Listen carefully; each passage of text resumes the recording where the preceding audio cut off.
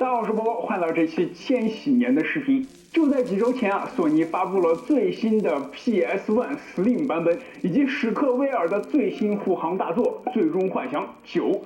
什么时候我们国内也能做出这种大型3D 游戏啊？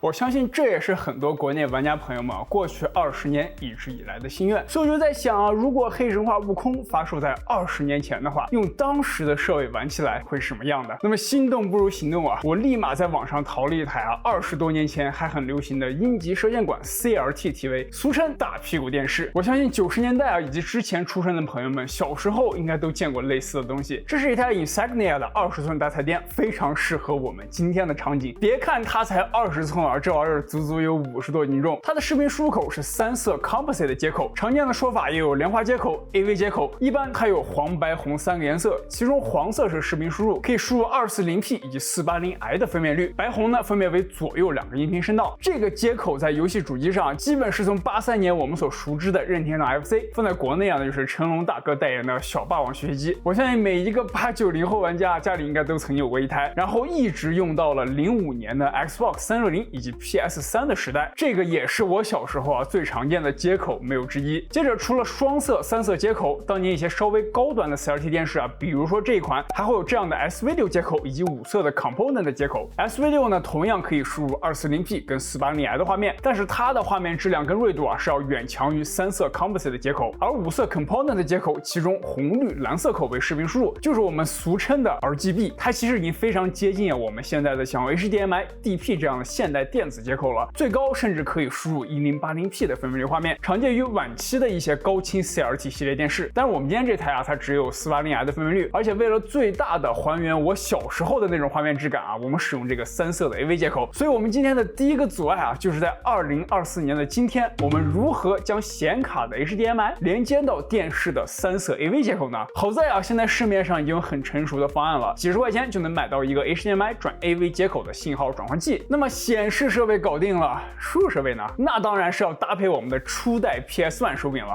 这才原汁原味。这款1997年发售的 DualShock 手柄也是当时市面上第一款采用双摇杆的手柄，可以说它算是奠定了我们现在所有主机的手柄布局基础。当然这个接口肯定也是无法直接连接 PC 的，所以我又购买了一个 DualShock 转 USB-A 的转接器。用了这个以后在 PC 端 PS1 手柄就会被识别为一个 PS3 手柄直接升了2代，然后呢再通过一些开源的映射软件就可以使用它来操作现代游戏了。OK， 那么现在万事俱备，当我们将所有的设备连接到一起后，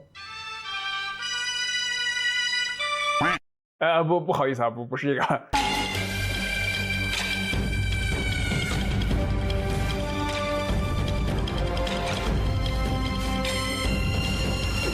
大功告成，我们现在就进入游戏了。在分辨率这里就像我们之前所说，它的这个3色 AV 接口是只能输入 240p 到 480i 这样一个分辨率的，所以我们的默认分辨率也设置成了 480p 这里之所以不设置成 240p 是因为游戏真的不支持480p 已经是这样了，240p 那得糊成什么样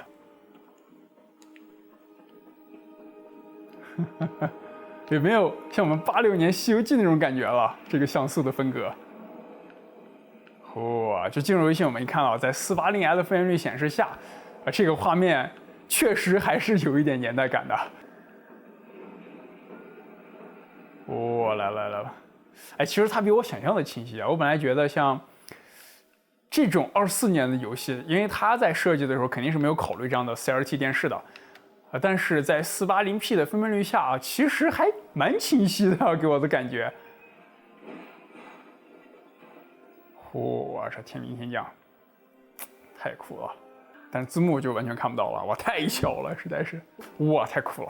这个我是不是还没有聊这个 PS1 手柄这 PS 手柄在连接PC 之后，它实际上是会被识别成一个 PS3 手柄，这个之前我们也说过了，但是默认它是无法使用的，我们得安装一些第三方的开源驱动才能让它用。其实它的布局跟我们现在的手柄是一模一样的即使我们的 PS5 手柄除了中间多一个触摸板以外，其实布局它是没有太大改变的。它不是只普通的猴子很多人说二郎神长得像张翰他们说之前我还没觉得说之后还真有点它的 L1 跟 L2 键其实不像现在的扳机键，它有一个行程，这个是就基本可能就几毫米这样一个行程吧，非常短，所以按起来的手感其实是没有现在的手柄好的。但是就功能来说是完全一样的。额头上那颗眼睛常常先死，其他2颗先给你留着，我让你亲眼看看。你说现在的手柄啊，它很多用着动不动就漂移了，这20年前的手柄啊，还能完美的用呢。就是整体这个塑料放久了，摸起来有点黏，有点稍微有点恶心。哦，开始了，我去，这个操作其实还挺顺滑的。嚯！啊，我的技能就完全看不清了啊，但是这个打过好多遍了，无所谓。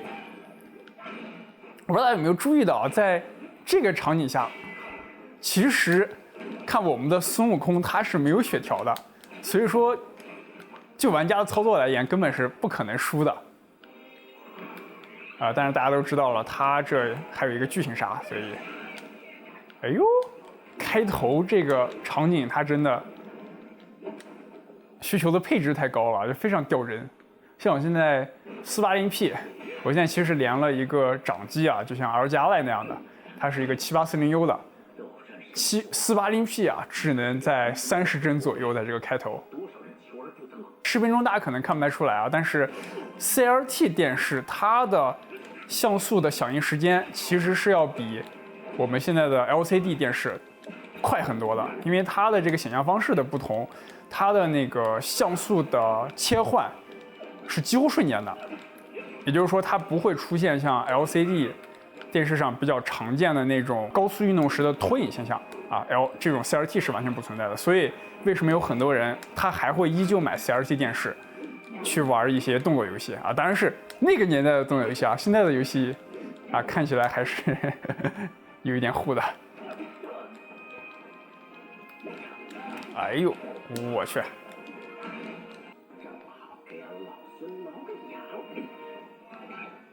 哇，太酷了！哦，你要放大了吗？定一下，我定不了啊，这时候。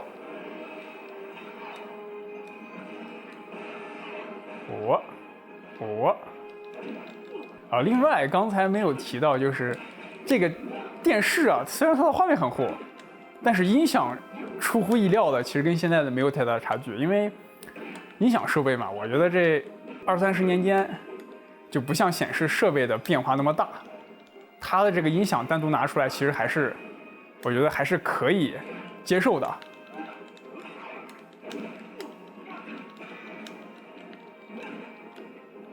哦，应该要继续杀了。哇，太酷了！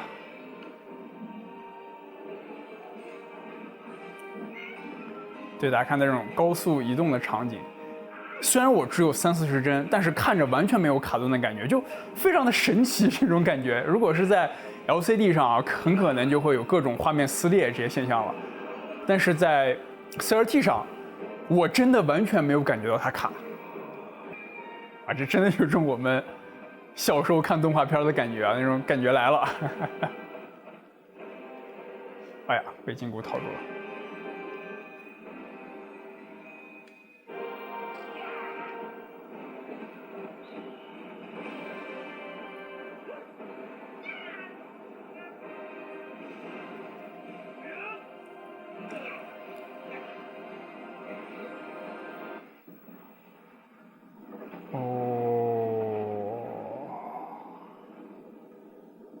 太酷了 ！OK， 第一章啊，火照黑云。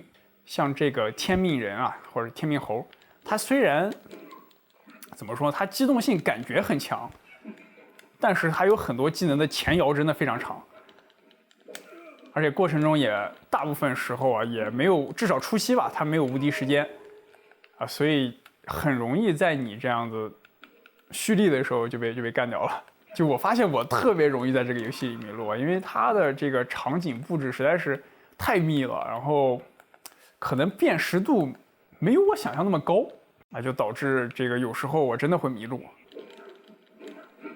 OK，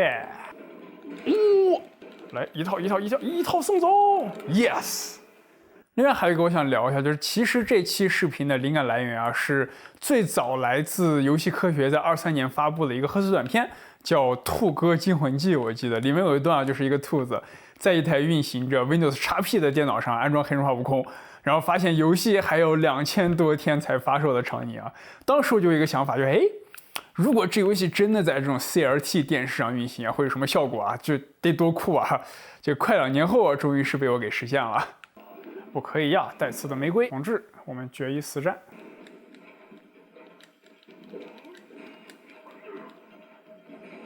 哎呀！我被秒了！我去，他放了个大，顶一下，来一套，再来一套。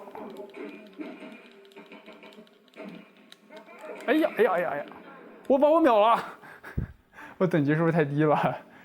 行吧，那我们今天这个复古演示试玩啊，就先到这里吧。如果大家想看到更多有趣的科技数码类视频啊，记得点赞、收藏、转发以及订阅我的频道啊！我是菠萝，我们下期视频再见，拜拜。